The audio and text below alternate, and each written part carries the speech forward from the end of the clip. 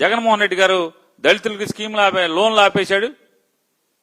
మేము లోన్లు ఇస్తాం, స్కీములు ఇస్తామని చెప్పారు. బీసీలకు స్కీములు ఆగిపోయినాయి, మేము స్కీములు ఇస్తామని చెప్పారు.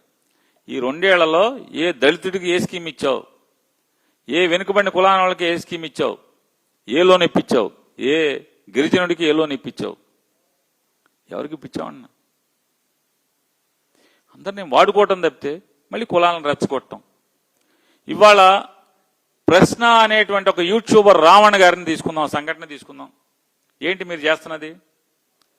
మళ్ళీ వైఎస్ఆర్ కాంగ్రెస్ పార్టీకి జనసేనకి తగు పెట్టుకుంటాకి ఆ రావణ్ అనేటువంటి యూట్యూబర్ని ఎంచుకున్నారు మీరు పావు కింద. ఏం చేస్తున్నారు ఎంచుకుని? నాకు కనపడేదైతే కాపులు జనసామర్థ్యం ఎక్కడ ఎక్కువ ఉంటే అక్కడ మాత్రమే మీరు పోలీస్ స్టేషన్లో కేసు పెట్టిస్తున్నారు. అదే కనపడుతుంది కదా. ఫస్ట్ కేసు ఎక్కడ పెట్టారు? పిఠాపురంలో పెట్టారు. స్టేషన్ మీదకి దొమ్మికి వెళ్ళారు, దొమ్మికి పంపించారు. నెక్స్ట్ కేసు బెయిల్ రాగానే జడ్జి గారు తిడుతున్నారు, సిగ్గులేదరా బాబు మీకు, ఏం చేస్తాం సార్, చంద్రబాబు గారు వెళ్ళమన్నారు సార్, డీజీపీ గారు వెళ్ళమన్నారు సార్ అని వాళ్ళు ఏడుతున్నారు పోలీసులు. అక్కడి నుంచి కాకినాడ రూరల్లో మొరమేంటి మాకు తేటం ఏంటి అని జడ్జి గారు తిడతాడు. వెంటనే బయట అరెస్ట్. బందరు ఎనుగుదురు పోలీసులండి, అక్కడి నుంచి ఎనుగుదురు తీసుకొస్తారు. ఎనుగుదురులో స్టేషన్ మీద దొమ్మి, స్టేషన్లో గోడ దూకెళ్తారు రౌడీ షీటర్లు. అది కొట్టాల్సింది కదా, ప్రశ్న రావని కొట్టాల్సింది కదా, ఎందుకు కొట్టలేదు అని అడుగుతున్నాను.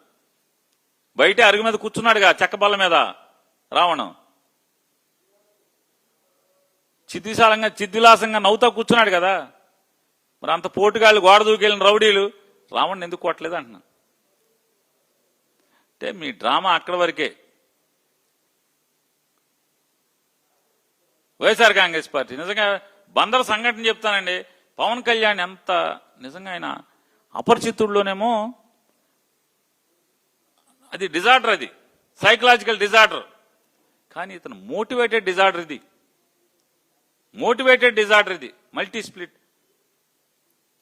మోటివేటెడ్ ఇది. తనకు తను కావాలని తెచ్చుకుంటాడు ఆయన పవన్ కళ్యాణ్ గారు.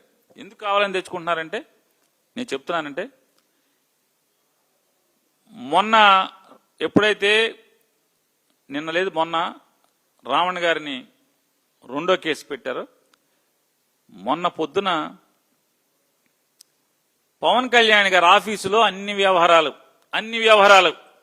అన్ని సంగతులు, ఎవరు రావాలి, ఏ గేట్లోంచి రావాలి, ఏ తలుపులోంచి వెళ్ళాలి, మీడియా కనపడకుండా ఎవరు రావాలి, ఇట్లాంటి అన్ని పనులు చూసేటువంటి ఒక ఎమ్మెల్సీ ఉన్నాడు హరిప్రసాద్.